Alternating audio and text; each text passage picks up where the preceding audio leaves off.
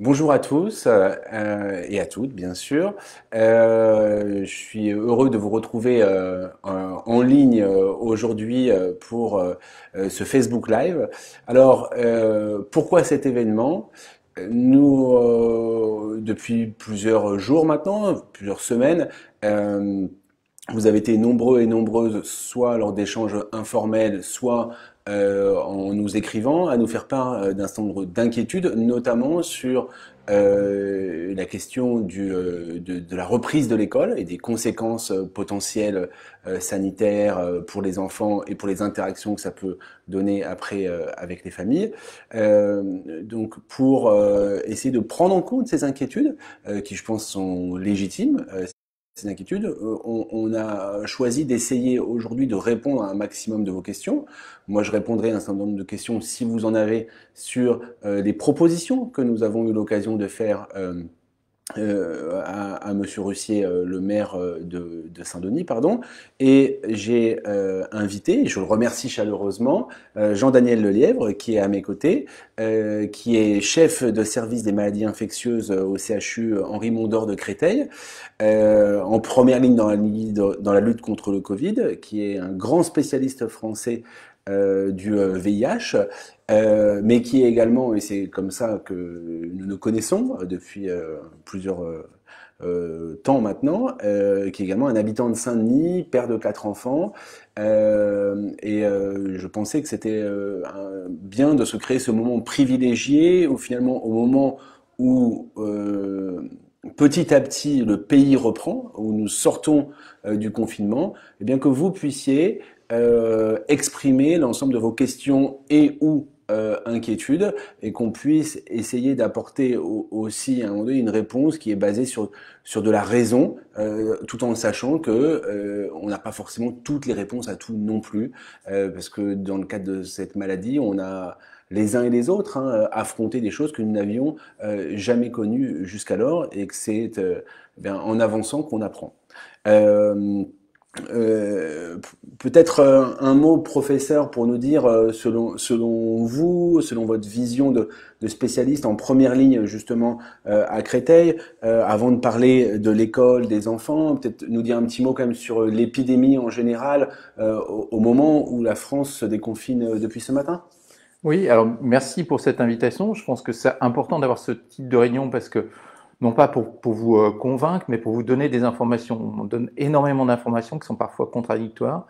Donc là, je vais essayer de vous donner aujourd'hui le maximum d'informations et de ne pas chercher à vous convaincre. Alors pour parler de l'épidémie à l'heure actuelle, fort heureusement, grâce au confinement, on voit une diminution très très importante du nombre de nouvelles infections par le SARS-CoV-2 qui donc donne le Covid. Et dans un service comme le mien où il y avait encore 50 lits ouverts il y a 15 jours, il y a dorénavant plus que 4 personnes qui sont infectées par ce virus, qui sont plutôt en phase de convalescence et qui sont plus capables de transmettre la maladie. Il reste malheureusement encore un certain nombre de gens qui sont hospitalisés dans les services de réanimation parce que là, l'hospitalisation est beaucoup plus longue, mais vraiment, on a maintenant une diminution très très nette du nombre d'infections et ça va être tout l'enjeu du déconfinement et des mesures barrières dont on va sans doute reparler pour éviter qu'une deuxième vague ne survienne dans notre pays, en tout cas pour ce qui nous concerne nous en Île-de-France et plus particulièrement à Saint-Denis. Merci.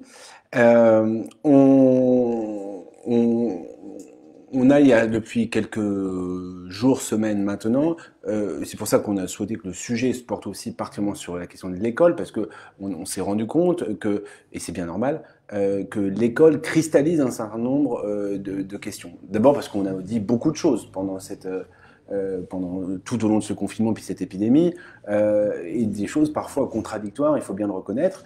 D'un côté, on a dit que au début les enfants étaient le principal vecteur de la maladie. Après, on a dit que finalement les enfants ils ne risquaient rien. Après, on a dit qu'il y avait une maladie qui s'appelait la maladie de Kawasaki. Après, on a dit que finalement on se rendait compte qu'ils n'étaient peut-être pas aussi vecteurs que ce que l'on pensait. Après, on réouvre les écoles, mais on les réouvre pas complètement. Donc voilà. Donc moi, je sais qu'il y a beaucoup d'interrogations sur cette question.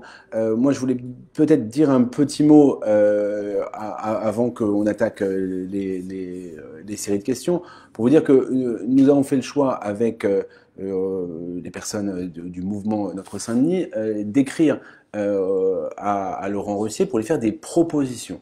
Des propositions, encore une fois, et qui ne sont pas, vous pouvez d'ailleurs les retrouver en ligne et vous jugerez par vous-même, qui n'ont aucune vocation et qui n'avaient aucune vocation, parce qu'on les a fait dès le 23 avril, polémique, mais bien au contraire d'essayer d'apporter notre pierre à l'intelligence collective pour essayer de trouver les meilleures solutions pour tout un chacun.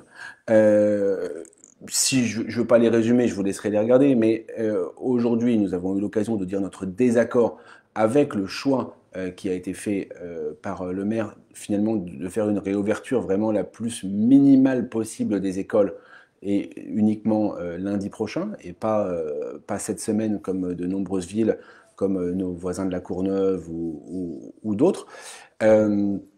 Réouvrir à minimum les écoles, il faut bien voir, si vous préférez, c'est ce que moi j'ai voulu vous dire, c'était que quand on a eu l'occasion d'écrire que nous souhaitions réouvrir, si ce n'est l'ensemble des écoles, ce qui doit être notre objectif, au moins un maximum d'entre elles, c'est pas forcément dans un premier temps pour accueillir plus d'enfants.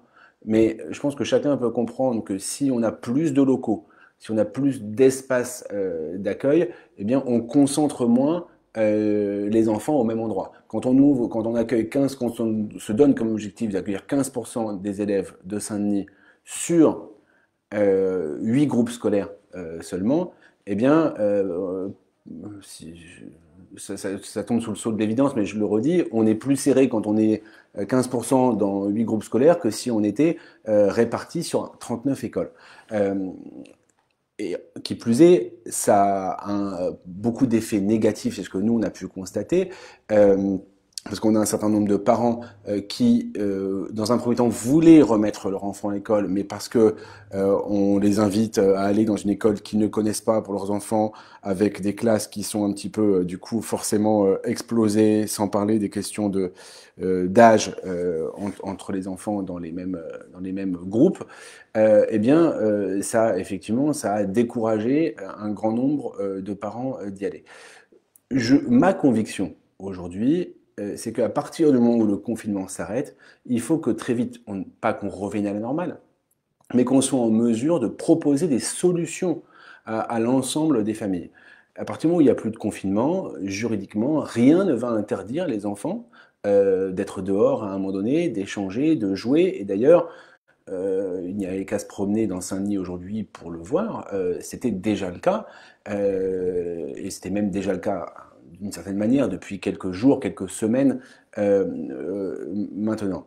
Donc oui, nous voulons faire le pari de dire que s'il n'est pas question de reprendre l'école comme avant, comme si rien s'était passé, qu'il y a quand même plus de chances de contrôler la situation, de faire en sorte qu'on puisse garantir que les enfants se lavent se lavent les mains au moins 10 fois par jour, qu'on puisse leur apprendre, et je veux le dire, dès le plus jeune âge, les gestes barrières, dès le plus jeune âge, que s'ils sont tout seuls chez eux, voire tout seuls dans leur quartier, avec les copains, etc., mais sans qu'il y ait un adulte référent qui soit là qui est pour cette mission d'encadrer les enfants. Dans de nombreux pays dans le monde, on apprend les gestes barrières, on apprend aux enfants à se laver les mains dès la maternelle, dès 3 ans. C'est même souvent une des premières choses que l'on fait. Moi, je pense qu'on a trop souvent dit, et dans les contre-vérités, qu'on ne pouvait pas apprendre les gestes barrières aux enfants, qu'on ne pouvait pas. Moi, je veux aussi faire confiance à l'intelligence des enfants, mais encore faut-il, pour cela, en avoir les moyens. Voilà, je vous invite à lire ces propositions parce que, à l'évidence, le débat ne va pas s'arrêter lundi prochain, 18 mai. Normalement, il y aura 8 groupes scolaires qui seront ouverts lundi prochain. Les parents, dans un premier temps, les parents volontaires de facto, sauf exception, ne pourront pas mettre leur enfant. Ça sera limité uniquement aux enfants de famille dits prioritaires par rapport au métier des parents. Il y a une liste de métiers qui est fixée, et dans un certain nombre de cas pour des élèves qui ont été fléchés comme étant décrocheurs scolaires.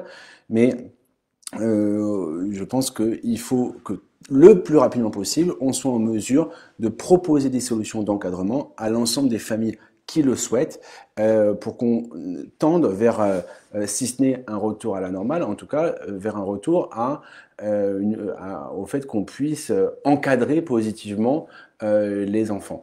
Dernière chose, et après je passerai la parole au professeur Lelièvre, juste pour vous dire qu'il y a aussi plein de nouvelles solutions à imaginer.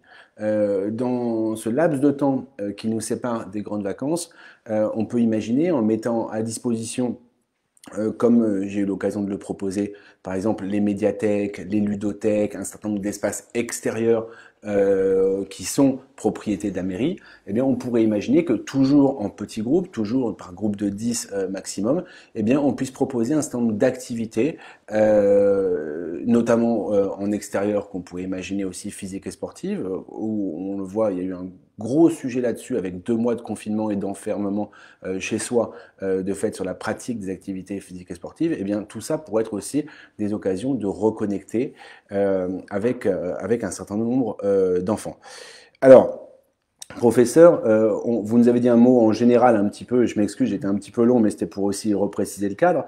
Peut-être sur la question spécifique des enfants, avant qu'on prenne, parce que c'est ça le but de l'exercice, les questions de toutes les personnes qui suivent le Facebook Live, mais sur les enfants, peut-être, est-ce que vous pouvez nous apporter quelques éléments pour préciser, essayer de rationaliser un peu des inquiétudes, des peurs qui existent et qui sont légitimes de la part des parents?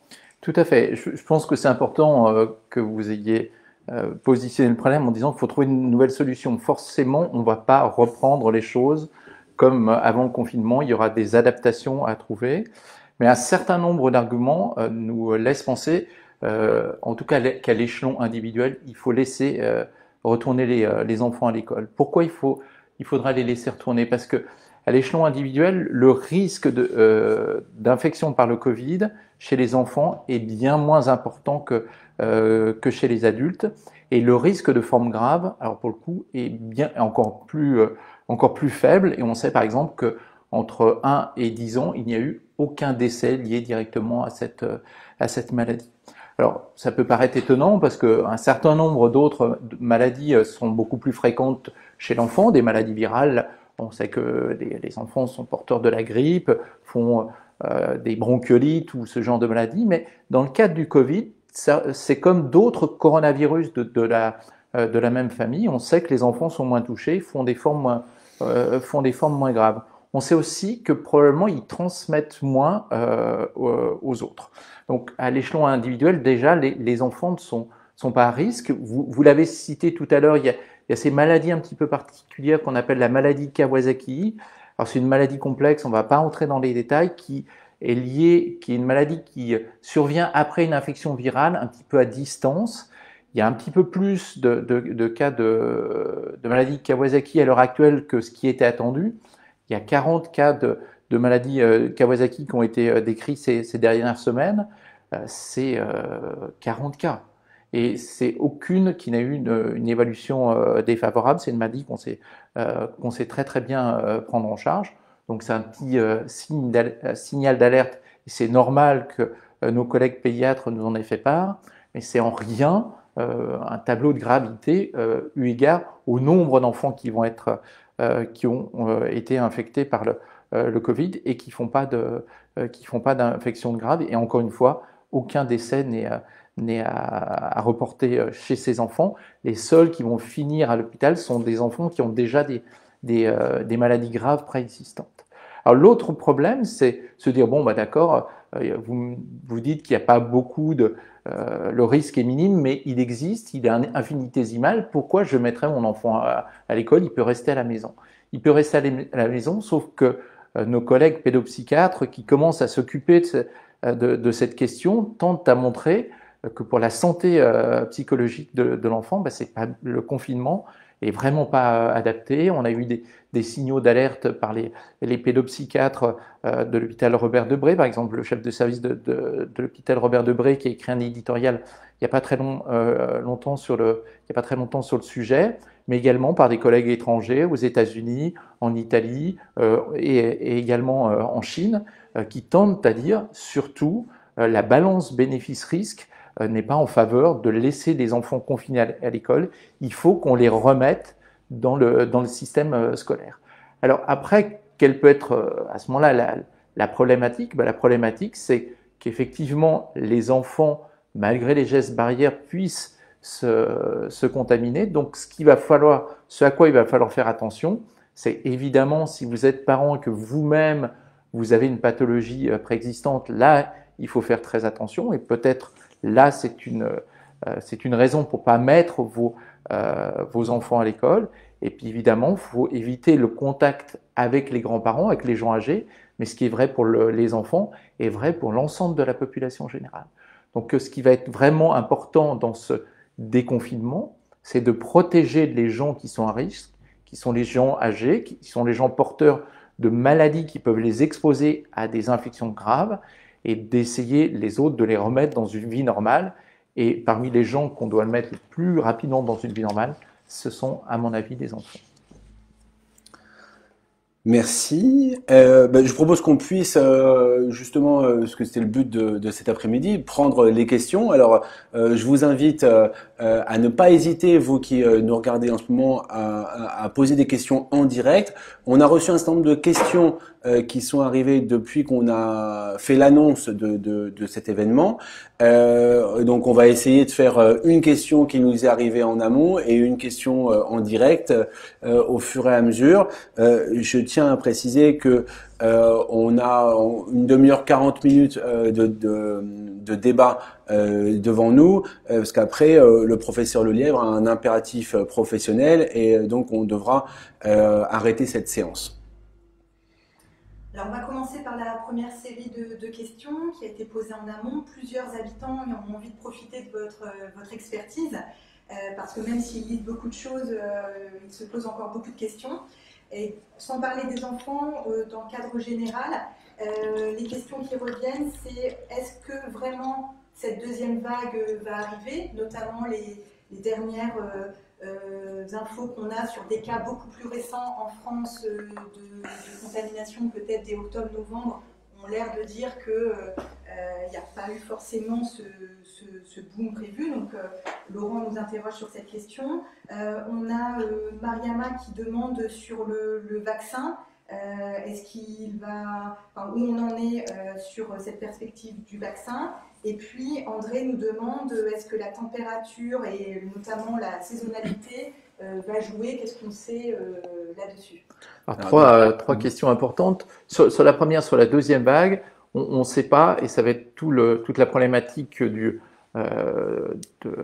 déconfinement et de la manière surtout dont on va pouvoir repérer les gens qui sont infectés. On va essayer de faire ce que l'on n'a pas fait avant le confinement. Il ne s'agit pas pour moi de critiquer ce qui a été fait ou pas fait, c'est pas mon rôle, mais expliquer que maintenant, ce qui va être important, c'est vraiment de repérer les gens qui sont infectés et les gens qui autour de eux sont infectés également pour très vite circonscrire les foyers d'infection. Et que ce n'est que comme ça qu'on arrivera à éviter une deuxième vague. Alors, ça peut paraître par moments un peu policier, c'est-à-dire qu'on va demander aux gens vraiment est-ce que vous avez été infecté? Allez vous faire dépister et au cas contact d'aller se faire dépister. Oui, mais c'est important. Et c'est important encore une fois parce que il faut voir cette maladie comme une maladie collective. Si vous êtes, j'ai été infecté par le Covid. J'ai eu pendant une semaine, j'étais pas bien, mais j'ai complètement récupéré. J'aurais eu 70 ans, ça aurait été beaucoup plus compliqué, je pense, pour moi. Et donc, pendant cette période-là et tout le reste du temps, ce que j'ai voulu, c'est protéger les autres, protéger mes patients. Je ne suis pas allé travailler pendant la période où j'étais infecté, mais avant et après, protéger mes patients, parce que mes patients sont les gens que je suis habituellement sont à risque. Je ne suis jamais entré en contact avec mes beaux-parents, avec ma mère qui est toujours de ce monde, parce que je sais qu'ils sont à risque. Donc c'est protéger les autres. Donc deuxième vague, tout le monde espère qu'elle ne surviendra pas. Ça va dépendre de la manière dont on vit ce déconfinement et surtout, si vous avez moindre signe, alertez votre médecin et allez vous faire dépister. C'est que comme ça qu'on va permettre d'éviter cette deuxième vague. Et si vous ne le faites pas pour vous, faites-le pour les gens qui sont autour de vous, les gens plus âgés, les gens qui sont en risque. Deuxième question, c'était une question sur le vaccin. Alors ça, une question que je connais très très bien parce que je suis un spécialiste des vaccins contre les maladies émergentes et notamment du vaccin pour le VIH. Je fais partie de différentes instances nationales ou internationales qui travaillent sur le vaccin. Je dirais que le vaccin est important parce qu'on ne sait pas comment la maladie va évoluer dans les mois, dans les années à venir. Il faut être très prudent sur les effets d'annonce que l'on a vus en disant on aura un vaccin dans 12-18 mois. Ça va demander probablement beaucoup plus de temps que ça, hein. Évidemment, tout le monde a envie d'aller vite. On n'a jamais trouvé dans le passé un vaccin en 1 an. Pour autant, on a maintenant les capacités d'aller beaucoup plus vite que ce qu'on faisait dans le temps. Mais là, il faut rester prudent. On a fait beaucoup trop d'effets d'annonce autour de cette maladie. Restons prudents, travaillons sur le vaccin, c'est important. Il y a beaucoup de gens qui travaillent dessus, sans doute pas assez en France, mais beaucoup de gens qui travaillent dessus et il faut avancer.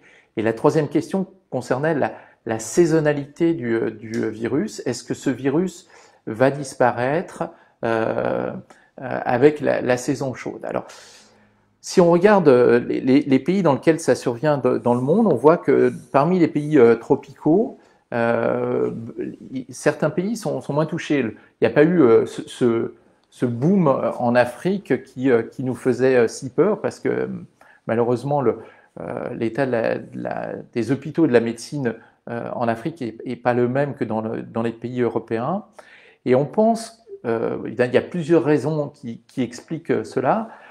Dont la chaleur, mais pas uniquement la chaleur, aussi le taux d'humidité dans l'air. Parce que ce qui impacte, c'est pas tellement le fait que la chaleur soit active sur le virus, mais que la chaleur et l'humidité vont modifier les fameuses gouttelettes qui vont permettre au virus de se propager dans l'air et de se propager sur les surfaces. C'est plus ça que, voilà, prenez pas des boissons chaudes, c'est pas les boissons chaudes qui vont détruire le virus si vous êtes infecté. Alors, si on regarde en Afrique, on a l'impression qu'il n'y a pas ce boom en Afrique. Par contre, au Brésil, il y a beaucoup d'infections. Et on revient à ce que je disais initialement sur les enfants, ça tient plus probablement à la pyramide des âges. Si vous regardez la pyramide des âges en France ou même au Brésil, elle est assez droite, c'est une espèce de tour. Il y a autant de gens qui ont moins de 20 ans que de gens qui vont avoir entre 50 et 70, voire plus. En Afrique, on a vraiment une pyramide des âges qui ressemble à une pyramide. Donc, on a beaucoup de gens jeunes, très jeunes. Et donc, ces gens font des formes qui sont souvent très peu symptomatiques. Et ceux qui sont hospitalisés et ceux qui font des cas graves sont les gens les plus âgés avec des polypathologies. Donc, ces gens-là sont beaucoup moins représentés en Afrique. Et c'est pour ça, probablement, qu'on voit moins de gens en Afrique. Donc, malheureusement, il ne faut pas s'attendre. On n'a pas de données à l'heure actuelle. Il y a beaucoup de gens qui ont beaucoup travaillé là-dessus. Il y a des revues récentes très intéressantes sur le sujet, sur la saisonnalité de ces maladies respiratoires. Et pour l'instant, on n'a pas suffisamment d'arguments pour laisser penser que l'été va permettre la disparition de cette maladie. Ce qui va permettre la disparition, c'est les gestes barrières. Alors, on a une question qui vient d'être posée en ligne, peut-être pour Mathieu Hanotin, de la part de Frédéric. Pensez-vous que les colonies de vacances, les centres de vacances qu'on peut avoir dans la ville peuvent être envisagés pour cet été si l'évolution continue à être favorable? Écoutez, moi, ce que je peux vous dire, c'est qu'en tout cas, si le deuxième tour des élections municipales a lieu comme c'est prévu au moment où nous parlons, le 21 ou le 28 juin, et que nous sommes en responsabilité, nous ferons tout pour cela. Nous ferons tout de la même manière que là, je pense qu'il aurait été important de pouvoir réfléchir à la manière dont on a pu, par exemple, mobiliser, toujours pareil, toujours avec un certain nombre de petits groupes et pas comme avant, avec une politique adaptée en termes de désinfection des locaux, etc., etc. Mais tout ce qui peut permettre d'encadrer positivement nos enfants, à la fois de leur apprendre les gestes barrières, mais aussi de les reconnecter finalement avec leurs camarades, avec les adultes, avec le reste de la société qu'ils ont quitté pendant 2 mois, je pense que c'est extrêmement important. Il faut voir que pour un certain nombre d'adultes, c'est déjà compliqué de faire un break de 2 mois et de reprendre, pas une vie normale, mais une vie tout court, finalement, après. Alors qu'on a 20, 30, 40 années d'expérience, de background derrière. L'impact de ces 2 mois chez des enfants qui, eux, ont 7 ans, 9 ans, 11 ans, 12 ans, il est démultiplié de ce point de vue-là. Donc, moi, je souhaiterais que nous puissions effectivement tout préparer pour que, si les conditions sanitaires le permettent et si les autorisations préfectorales sont là, eh bien qu'on puisse le faire. Ce que je ne voudrais pas, c'est me retrouver dans une situation où finalement, un petit peu comme d'habitude, on attend de voir et puis que quand on sait que c'est permis, et là c'est trop tard pour mettre en place les protocoles, pour organiser les choses, pour préparer dans les temps. Mais je ne vois pas pourquoi, si on peut faire des choses avec des petits groupes de 10, on ne pourrait pas l'imaginer dans 2 mois le faire, si ce n'est en juillet, peut-être en août, pour des colonies de vacances. Une question pour le professeur Lelièvre sur la question des tests. Qu'il a aussi, on a à la fois des questions qui sont envoyées en amont et qui sont posées actuellement en ligne, notamment Edwige et Mariama. Les tests sérologiques, est-ce qu'ils commencent à être fiables et est-ce que, si je suis très inquiet, je peux faire un test sérologique à mon enfant pour savoir qu'il a peut-être déjà été contaminé et espérer qu'il soit immunisé? Et un petit peu toujours sur ces tests, est-ce qu'on a une bonne visibilité, notamment à Saint-Denis, sur qui fait quoi entre justement les laboratoires de ville, les centres Covid, l'hôpital? Les habitants sont un peu perdus, à la fois entre les deux types de tests et les lieux, la médecine de ville. C'est encore très flou visiblement pour les habitants. Alors je comprends que ce soit très flou, je vous avoue que ça l'est encore, y compris pour des professionnels, non pas sur le type de test, mais sur la manière dont ils vont être mis en place. J'ai l'impression de marteler un petit peu la même chose, mais il faut vraiment rester dans l'idée que cette maladie, cette épidémie doit être une prise en charge collective et pas une prise en charge individuelle. Je comprends l'angoisse de chacun et de savoir est-ce que mon enfant aurait eu déjà la maladie, lui faire un test sérologique pour voir s'il... Ce qu'il faut bien comprendre, ce qui nous importe, ce qui importe les responsables de santé publique, c'est est-ce que vous allez transmettre la maladie? Et là, la sérologie ne permet pas de répondre. La sérologie permet de dire vous êtes guéri, vous n'êtes pas guéri. La PCR, qui est cet examen que beaucoup d'entre vous ont pu découvrir à l'occasion de cette maladie, permet vraiment de dire le virus est présent et vous allez transmettre le virus. Donc c'est vraiment, pour l'instant, ça notre test le plus important. Savoir repérer les gens qui sont en train d'excréter le virus. Alors vous allez me dire, mais pourquoi vous ne faites pas une sérologie? Forcément, si j'ai une immunité qui est protectrice, si mon enfant a une immunité qui est protectrice, il ne va pas être malade, il ne va pas attraper la maladie. Certes, il ne va pas être malade, mais ce qui va être important pour lui, c'est aussi de respecter les gestes barrières dont Mathieu Hanotin vient de parler, qui sont absolument indispensables et dont il faut enseigner à tous les enfants l'importance. En plus, ce sera une importance pour d'autres épidémies comme la grippe, etc. Donc c'est très important. Et pourquoi je dis ça? Parce que si votre enfant lui-même est protégé et qu'il ne fait pas les gestes barrières, quelqu'un, son enseignant ou quelqu'un d'autre, quand il va dans un magasin, n'importe où, peut être contaminé et peut avoir contaminé par exemple des surfaces. Et donc lui, il va toucher les surfaces et il va avoir du virus sur les mains qui va rester un certain nombre de temps et donc lui peut rapporter en allant voir ses parents, en allant voir ses amis, en allant voir ses grands-parents, en allant voir n'importe qui, le virus sans lui-même être contaminé. Simplement, il va ce qu'on appelle le manuporter. Donc certes, On peut être rassuré pour son propre enfant en se disant il ne va pas être malade, mais encore une fois, les enfants, ils ne vont pas faire de faute grave. C'est pas eux la problématique. Ce qu'il ne faut surtout pas, c'est qu'ils transmettent la maladie en étant eux-mêmes malades ou en récupérant le virus. Donc voilà pourquoi, à l'heure actuelle, je pense que les autorités de santé et du fait que si la sérologie était, on était sûr maintenant qu'elle fonctionne à 100%, les premiers tests nous laissent penser qu'ils sont bons, mais on ne sait pas combien de milliers, de millions de tests on va avoir. Donc pour l'instant, on les réserve à des cas particuliers. Il est probable que dans les semaines, dans les mois à venir, on ait beaucoup, beaucoup plus de tests. Et alors là, on pourra le faire à tout le monde. Mais encore une fois, attention, ça vous protège à l'échelon individuel, mais pas à l'échelon collectif. Et cette maladie est une maladie collective et pas une maladie individuelle. On a une question de Nora, peut-être pour Mathieu Hanotin. Est-il vraiment nécessaire de retourner à l'école pour une période aussi courte? On sait que le risque zéro n'existe pas. Pourquoi vouloir à tout prix privilégier ce retour à l'école? D'abord, on ne parle pas d'une période aussi courte que ça. Parce que les vacances, c'est le 5 juillet. On est le 11 mai. Donc on parle de presque 2 mois. Cette semaine.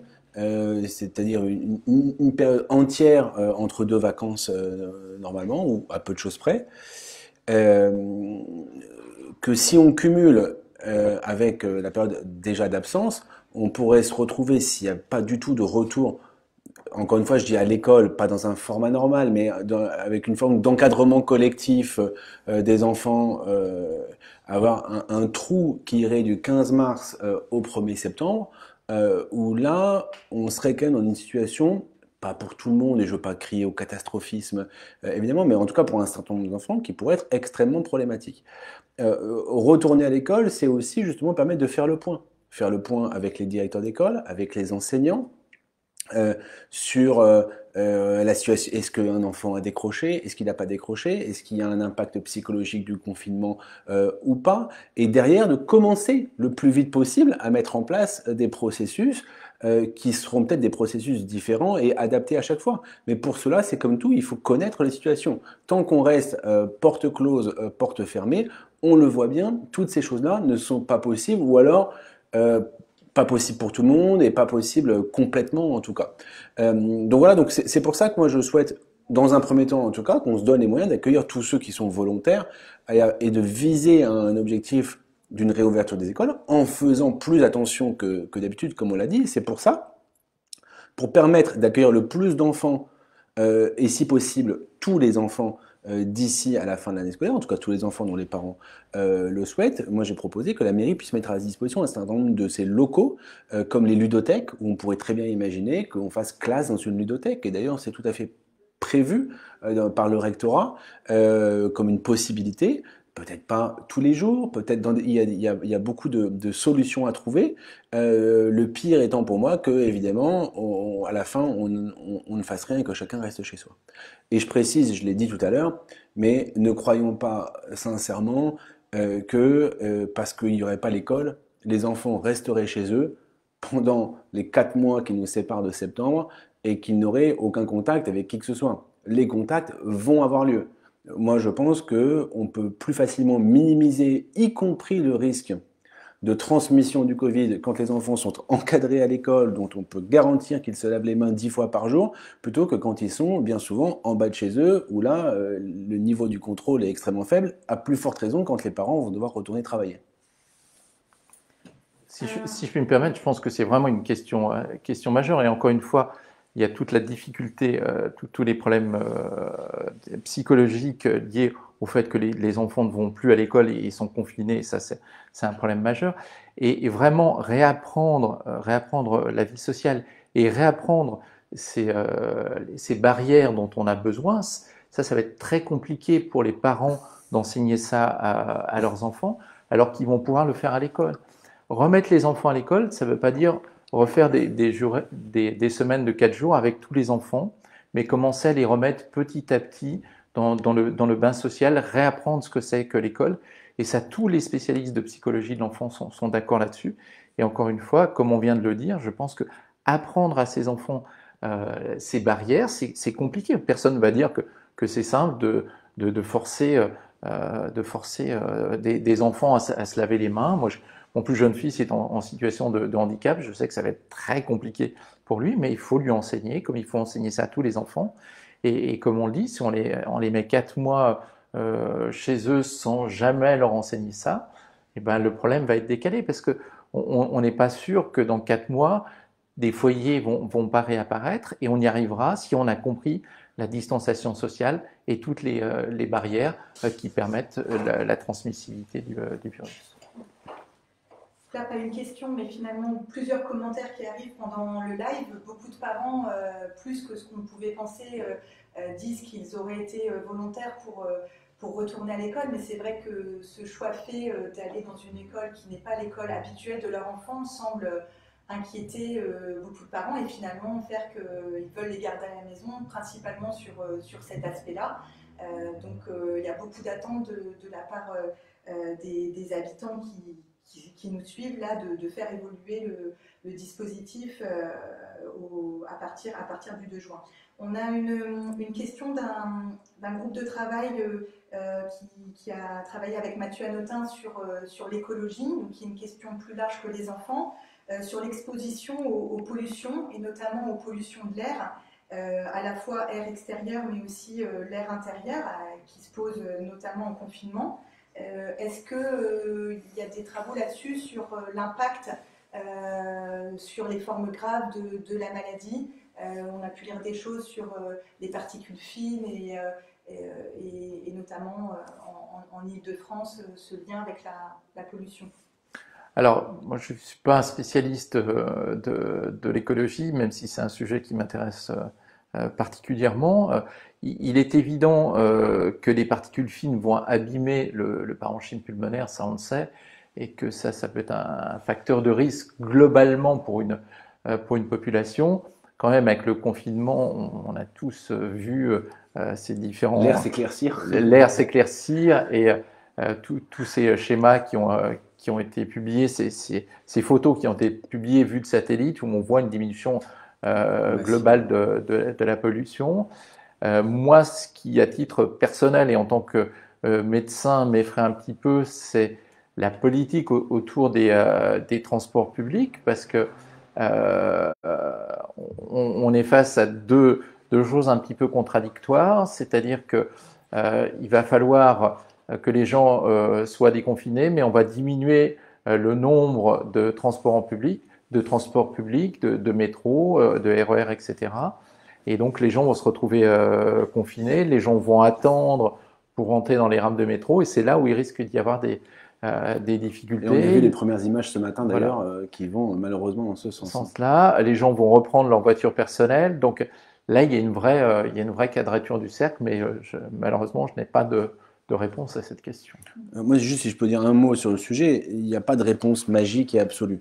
Mais je pense, et ça a été d'ailleurs l'occasion, je saluais les élus d'opposition à Saint-Denis, à Plaine Commune, qui ont fait cette remarque, cette réflexion, et qui ont écrit d'ailleurs au maire de Saint-Denis, à Patrick Brauzek, pour leur demander, à l'instar de ce qui se passe dans de nombreuses autres villes, qu'on arrive à déployer un plan ambitieux de pistes cyclables au moins transitoires, voilà, pour créer des possibilités d'alternatives, pour des modes de circulation doux, d'ailleurs pistes cyclables, mais aussi trottinettes, rollers, que sais-je, et piétons, de favoriser, en tout cas au moins pour les courtes distances, ces modes de transport doux.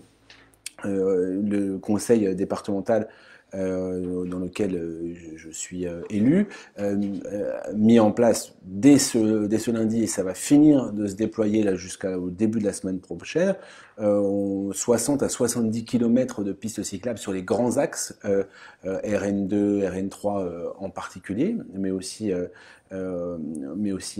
d'autres, pour qu'on puisse prendre notre part de cet effort pour essayer de trouver des alternatives et aux transports en commun, en tout cas aux transports en commun, d'essayer de réserver les transports en commun à ceux qui viennent du plus loin et qui ne peuvent pas faire autrement, et à l'usage, à un retour à l'usage intensif de la voiture, qui, chacun le voit bien, n'est pas la solution.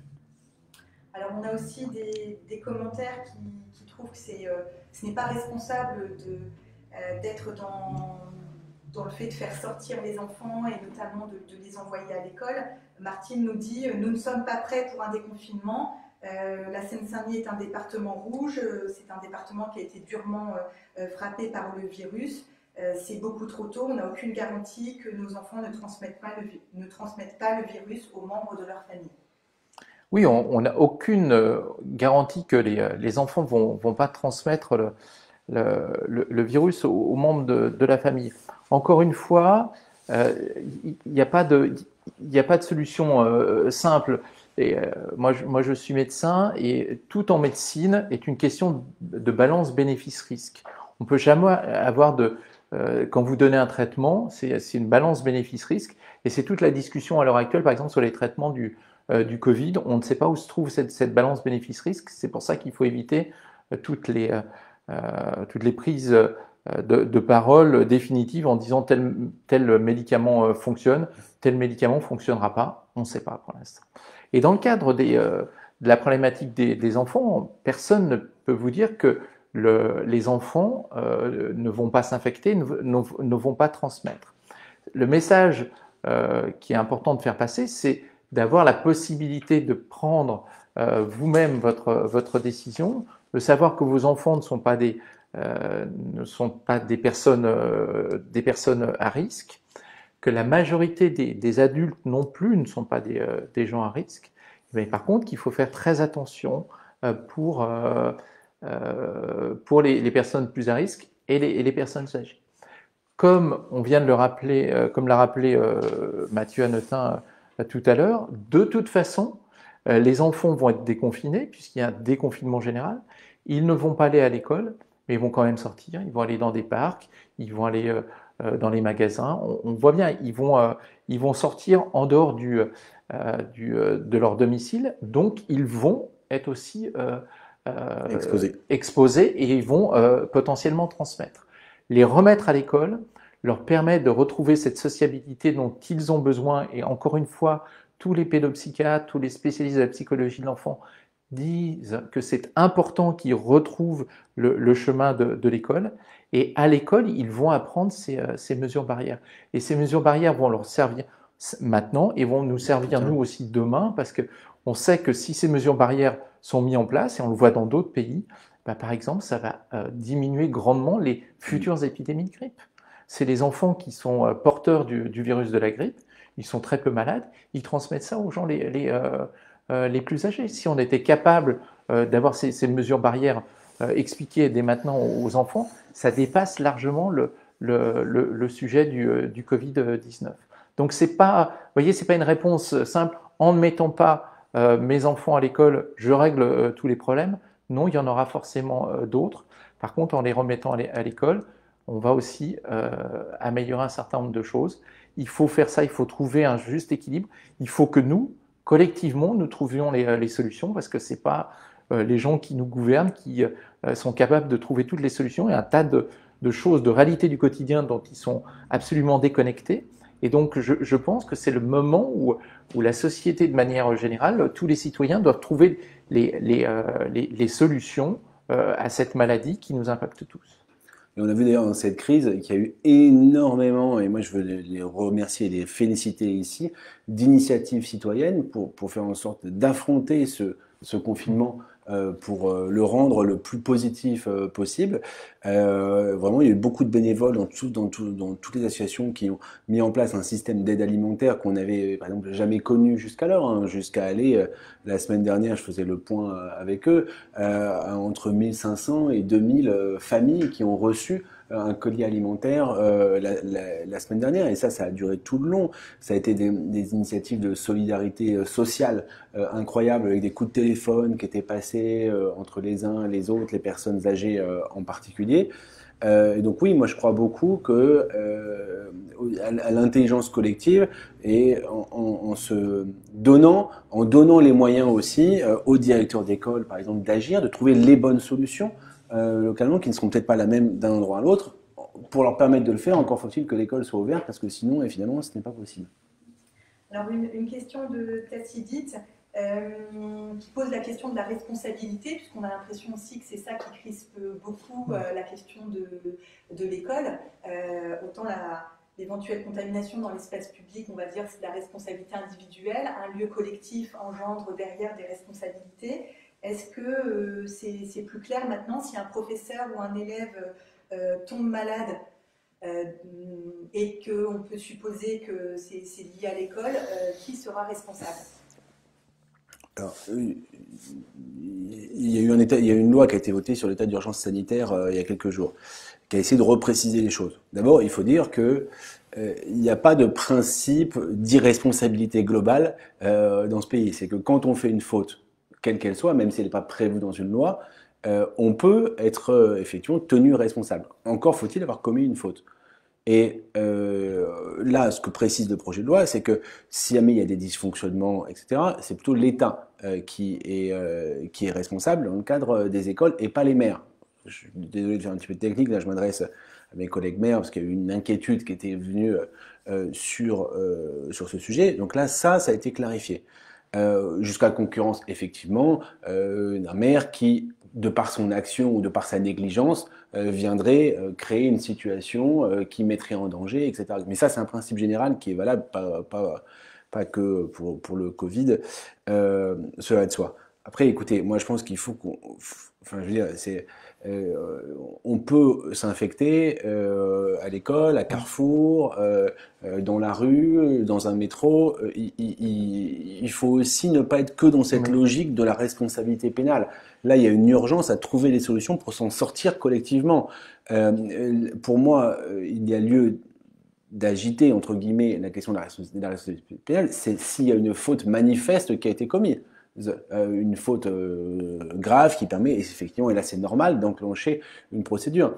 Par définition, c'est pas le malade qui est responsable de contaminer quelqu'un d'autre, parce que sinon, à ce compte-là, on n'est pas prêt de s'en sortir. Si je puis me permettre sur cette question, évidemment pas du tout pour parler de l'aspect légal des choses qui me dépassent complètement. Il y a une grande étude qui est en train d'être menée auprès du personnel soignant de l'assistance publique des hôpitaux de Paris, puisque beaucoup de soignants ont été contaminés, et contrairement à la population générale, énormément de soignants qui avaient des symptômes ont été dépistés pour un problème de santé publique, pour éviter qu'ils continuent à transmettre aux patients qui étaient présents dans les hôpitaux. Et donc il y a une grande enquête qui est en cours pour essayer de comprendre si les soignants se sont contaminés au sein de l'hôpital au contact de malades ou dans l'espace public. Et probablement, je pense que la réponse sera pas moitié-moitié, mais qu'on verra quelque chose de très hétérogène et que tous les soignants ne se sont pas contaminés à l'hôpital. Et donc ce sera exactement la même chose pour l'école. C'est pas parce qu'un enfant qui est allé à l'école est infecté ou qu'un enseignant qui est allé à l'école est infecté qu'il s'est infecté à l'école. Ce sera impossible de le faire. On pourra le faire dans des cas très particuliers avec des études très très fines où on va étudier vraiment le virus. Il y a beaucoup de cas d'un seul coup dans une école ou autre, mais la plupart du temps ce sera impossible de le dire. Et encore une fois, en mettant les mesures barrières, elles vont être beaucoup plus importantes pour les enseignants que pour les enfants. Le risque est quand même moins important. Enfin, c'est l'avenir qui nous le dira. Et encore une fois, il faut peser le pour et le contre. Il faut que vous soyez informés. Et j'espère qu'en vous informant, vous arriverez à peser un petit peu le pour et le contre pour vos propres enfants. Dans la même logique, pendant le confinement, il y a des écoles qui ont continué à fonctionner, dont une à Saint-Denis, Joliot-Curie, qui accueillait notamment les enfants de soignants, pas que, mais entre autres les enfants de soignants.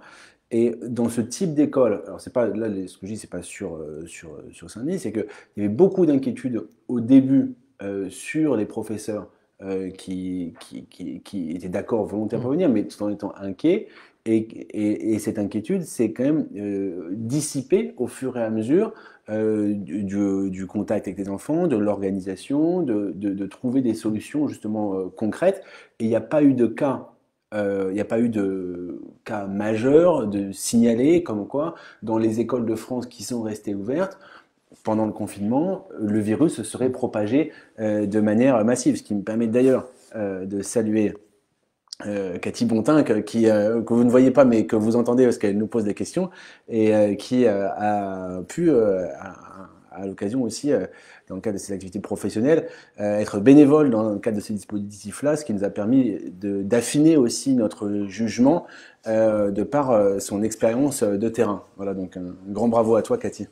Voilà, puis pour le personnel aussi des écoles, juste une petite remarque, n'oublions pas que majoritairement les instituteurs, en tout cas je parle pour les écoles primaires, les collèges c'est un petit peu différent, mais sont de manière majoritaire des femmes souvent jeunes, et les femmes jeunes sont aussi des populations peu à risque, et peu à risque de formes graves, ce qui est aussi plutôt rassurant.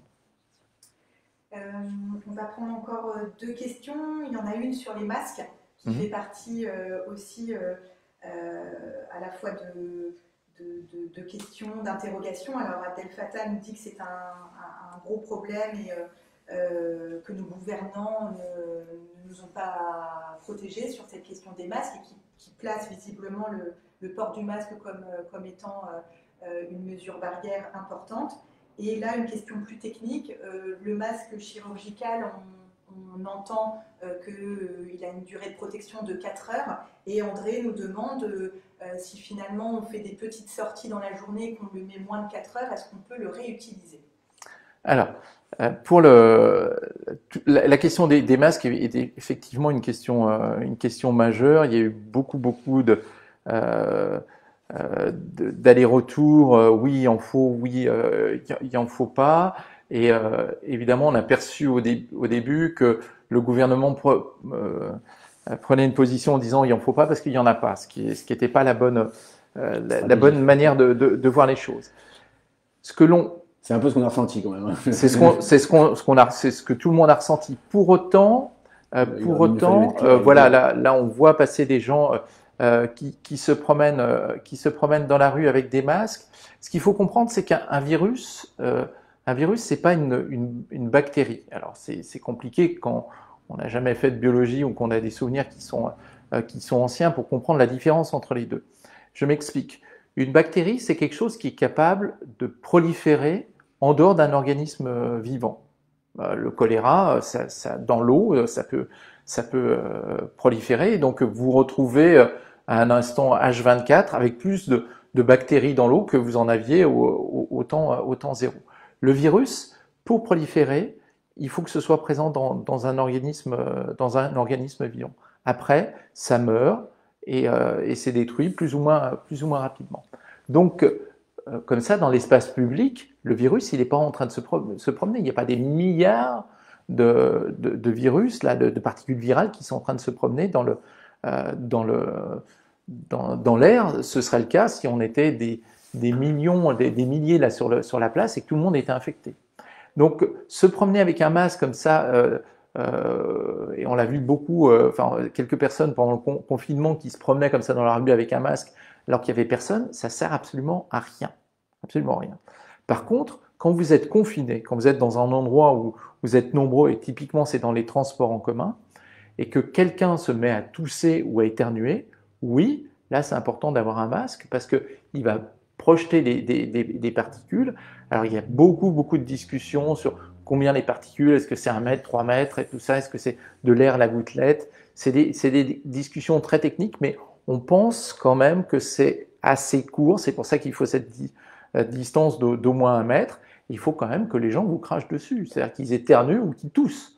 Sinon, le virus, il reste présent au niveau de votre juste devant et dans votre bouche, dans votre nez, mais il ne va pas comme ça partir d'un seul coup. Donc les masques sont importants, voilà, pour vous protéger. Ce qui va poser le plus de problèmes, c'est que si moi je suis infecté, même si je tousse pas ou autre, et puis que je commence à me gratter le nez, voilà, tout ça, et que je commence à toucher les sièges ici ou le canapé, et ben là, je peux laisser du virus. Donc, il y a une mauvaise explication initialement de la part des experts du gouvernement, de beaucoup de gens, en disant non, le masque sert à rien. Oui, il sert à quelque chose, mais il sert à quelque chose uniquement avec les autres gestes barrières. C'est pas que le masque, c'est le masque et c'est se laver se laver les mains. C'est ça qui est important. Pensez que juste le masque va résoudre les problèmes. Il suffit que la seule personne qui ait pas de masque dans un transport en commun soit infectée, se mette à tousser et en mette absolument partout. Si vous avez un masque, mais que vous avez touché les sièges du métro et que vous l'enlevez avant de vous nettoyer les mains et que vous passez les mains sur la figure, c'est fini. Donc voilà la problématique du masque. Alors pourquoi c'est important aussi de ne pas le mettre tout le temps? Ça répond en partie à la deuxième question qui est très technique sur la durée de vie du masque. Mais la durée de vie du masque, en fait, on dit c'est 3-4 heures. 3-4 heures quand on le porte tout le temps. Pourquoi? Parce que c'est l'effet de votre respiration, avec l'humidité de votre respiration, qui va modifier la fonctionnalité du masque et le rendre plus perméable. Donc probablement, si on ne le porte pas tout le temps, la durée de vie est un peu plus longue que les 4 heures qui sont habituellement ce qui est reconnu. Alors les spécialistes de l'hygiène, évidemment, vous diront jamais ça parce que pour eux, c'est 4 heures, on met un masque, on le met d'une certaine manière. On sait que dans la vie courante, ça va être un petit peu plus compliqué, mais ce qu'il ne faut pas, c'est s'amuser à l'enlever tout le temps, trop le manipuler, faire attention que si vous êtes dans le métro et qu'ensuite quelqu'un vous a toussé dessus, eh ben, le masque il va arrêter, mais il y a peut-être des particules sur votre masque, donc pas aller le tripoter. Et ensuite bien vous nettoyer les mains. Donc masque, oui, important dans les lieux clos et en association avec le nettoyage des mains qui est aussi fondamental. On va terminer par une question à Mathieu Hanotin. Sarah, même si vous n'êtes pas en responsabilité à la ville actuellement, est-ce que vous sentez que les locaux sont bien préparés actuellement justement pour les gestes barrières? Marquage du sol, papier jetable dans les toilettes, savon, qu'est-ce qu'on sait de cette préparation? Non, mais c'est tout le problème. Le problème, et c'est là où on voit ce que j'ai eu l'occasion d'abord de proposer enfin, voilà, gentiment, puis après, dans un moment, il faut bien dire appeler les choses un chat aussi, de dénoncer le manque d'anticipation que nous avons vécu ici, en tout cas spécifiquement à Saint-Denis. Oui, le maire a annoncé qu'il ne voulait pas reprendre de toute façon l'école le 11 mai, enfin le 14 de fait, parce qu'il y a la pré-entrée. De toute façon, ce n'était pas possible, parce qu'effectivement, il n'y avait eu aucune anticipation sur ce que vous avez évoqué, et des marquages au sol. On n'a pas du tout profité, par exemple, des 2 mois de vacances, des 2 mois de confinement, excusez-moi pour le lapsus, pour faire un grand plan de nettoyage, de travaux, voilà, peut-être pas au début, mais enfin, quand on a commencé à avoir la date du 11 mai, quand le président de la République a parlé, c'était à ce moment-là, au plus tard, entre guillemets, où il fallait commencer à agir pour préparer l'ensemble de nos locaux. Donc voilà, on a eu l'occasion de le dire, maintenant que ça a été... qu'on a fait ce constat d'impréparation, moi je souhaite que tout le monde se remette le plus vite possible en ordre de marche pour rendre les choses possibles dans les plus brefs délais. Et pas forcément d'attendre, parce qu'on l'évoquait, jusqu'au 2 juin. Il va y avoir 8 écoles qui vont être ouvertes le lundi 18 mai. Si on arrive à en ouvrir 8 de plus le lundi 25 sans attendre le lundi 2 juin, eh bien ça sera tant mieux. Et on répartira les élèves dedans. Et moi je suis convaincu qu'au fur et à mesure que les écoles vont réouvrir, parce que c'est ce que j'entends, parce que c'est ce que je vois partout autour de moi, il va y avoir beaucoup de parents qui vont être en demande et qui le sont déjà en fait. Aujourd'hui on a le sentiment qu'on est plus en train de décourager les parents de remettre leurs enfants à l'école que finalement de leur dire excusez-nous, on voudrait mais c'est pas possible. Donc c'est quand même pas normal cette situation. Donc oui, il faut se préparer, anticiper le plus possible dès maintenant parce qu'on a déjà pris beaucoup trop de retard pour faire en sorte que dès que possible, on accueille le maximum d'enfants, en tout cas tous ceux qui le souhaitent, à l'école. Je vous propose qu'on en reste là, parce qu'on avait dit qu'on terminerait autour de 6 heures et il est 17h59. On a même 5 minutes de retard, je m'en excuse, professeur. Moi, j'étais très heureux d'avoir cet échange avec vous. J'espère que vous qui êtes en ligne, ça vous aura permis d'avoir quelques éléments d'explication. On verra peut-être pour essayer de renouveler ce type d'initiative dans les jours, dans les semaines à venir. En tout cas, si ça vous a plu, j'espère qu'il n'y a pas eu trop de contraintes techniques pour vous qui êtes de l'autre côté de l'écran. Si jamais ça devait être le cas, de toute façon, on a tout enregistré et on va tout remettre derrière en ligne sur les différents réseaux sociaux pour que vous puissiez, si vous n'avez pas pu assister, le regarder et si vous avez manqué quelques moments, revenir sur l'ensemble des questions qui ont pu avoir lieu. Voilà. Un petit mot peut-être pour conclure, professeur? C'est difficile de conclure. Enfin, on espère tous que ce déconfinement va se passer dans les meilleures conditions. Encore une fois, voilà, j'espère que vous avez compris que il y a forcément des risques au déconfinement, mais que ce déconfinement est absolument nécessaire, que l'enfant doit être un petit peu remis dans le cadre de la réouverture des écoles au centre du débat. On a l'impression qu'on faisait tout sans lui, qui est vraiment une problématique au niveau de l'enfant. Ben, j'espère qu'on vous aura, en tout cas personnellement, je vous aurai donné les moyens de réfléchir aux avantages ou aux inconvénients, la manière dont vous l'aurez perçu à remettre votre enfant à l'école demain. Merci à tous et à très bientôt.